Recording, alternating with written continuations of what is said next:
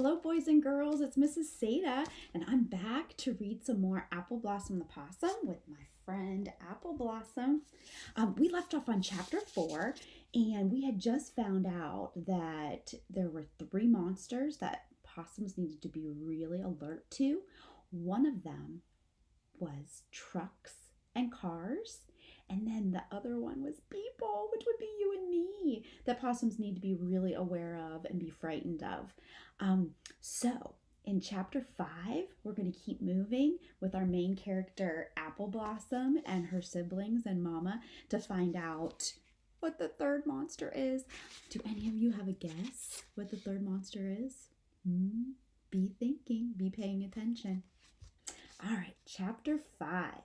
Several nights pass before Mama Possum decides it's time for more training.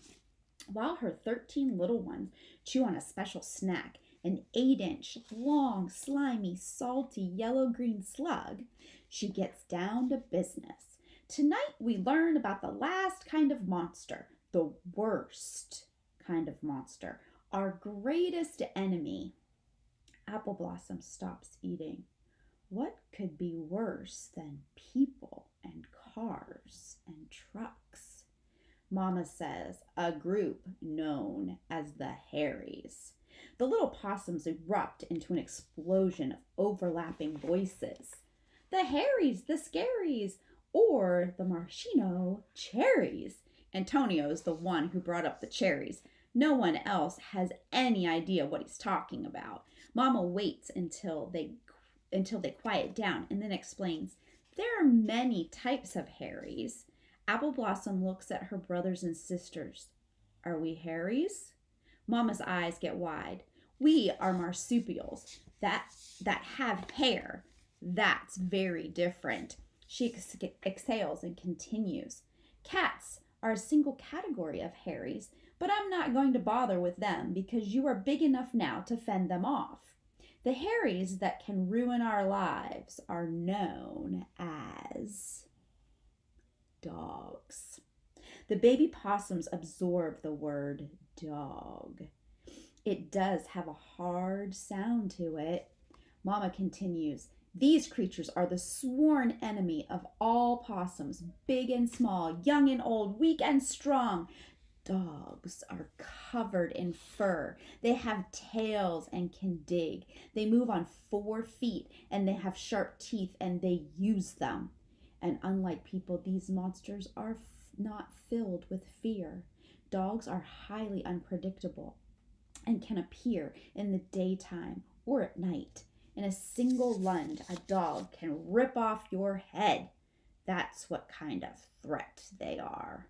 Amlet and Angie and Alberta and Ajax and Abdul and Alan and Alfonso and Atticus and Alejandro and Alyssa and Augusta and Antonio and Appleblossom hooked tails. This is very bad news. Antonio speaks for the group. Do dogs make noise? Do we hear them coming? Mama Possum looks relieved. Yes, Antonio, dogs bark. But you can't count on that as a warning. She points to a house in the distance. There is some good news, though. Dogs are very needy and don't live by themselves. They have relationships with people, but not all people have dogs. You must learn which houses have dogs. You must avoid those places. Appleblossom feels a little bit better. She can tell that Antonio and Amlet do too. Most of the others bounce back completely. Alejandro hooks arms through Augusta's and they twirl around. Augusta squeals, we find the people without the dogs and we stay away from the cars and the trucks. And then the show begins. Mama Possum puts a stop to the dancing. No, it's not that simple. Dogs are the worst of the worst. They keep a possum from drifting off to sleep as the sun comes up. Because behind every closed gate, the dog could be waiting. Appleblossom's voice isn't much more than a whisper. So what do we do? For the first time, Mama Possum smiles. We die. The possums exchange looks. What is she talking about? Mama continues. Dogs like live things much, much, much more than dead things. Alfonso raises his tail. I don't understand. Are you saying we don't put up a fight? Mama Possum lowers her voice. They all lean in. That's right. We do not fight. We do not run. Dogs are always bigger, faster, and stronger than we are. But, as I was saying, if they see a dead thing, they stop, they investigate, but with caution. They do not like dead things. Appleblossom's voice is small. Why? We eat dead things. Mama sighs. We can't compare ourselves to them. We are a higher life form. People feed dogs. It's part of their evil alliance. And they are people. And there are people and dogs who kill for sport. All the baby possums start talking at once. Who kills for sport? They're monsters, all right. They are the most awful of the awful. Mama Possum quiets them down by waving her arms in the air. So now you see why I ask you over and over again to learn to act. This is how we trick them. We act dead. But we aren't really dead. It's an art form. It must look real. Amlet's chest puffs out and he bellows in a loud and showy voice. To be or not to be? That is the question. Mama Possum smiles again. Yes, Amlet, well done. Appleblossom looks down at her feet. She doesn't practice acting as much as she should, but Mama Possum is reassuring. Don't worry, little ones.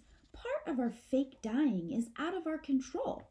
In the event of a true crisis, instincts take over and we look stricken because we are stricken. Antonio adds, so fear makes you feel like you really are having a heart attack? Mama Possum explains, when something really truly scares us, all kinds of things happen. Our lungs slow down, our arms and legs go limp and then turn stiff. Our eyes fall shut, and for some of us, our tongues roll out and spit starts to bubble in the corner of our mouth. A smile spreads across Mama Possum's face. There's more good news to share. The final touch is smell. Dead things stink. That's just a fact. And to add to the illusion of death, we possums can release a gas. A real stink bomb. The possums get all giggly as relief washes over them like a warm dip in a backyard bird bath. Mama Possum adds, the stink gas is one of the most important gifts. It tricks dogs and people into thinking that we are yesterday's news. Dead is dead. Only in our case, dead isn't dead. Dead is the only way to stay alive. Mama Possum raises her arms wide and high and spreads her fingers. So you see, my beautiful babies, we are the true performers of the animal kingdom. We are stars. That's the end of chapter 5.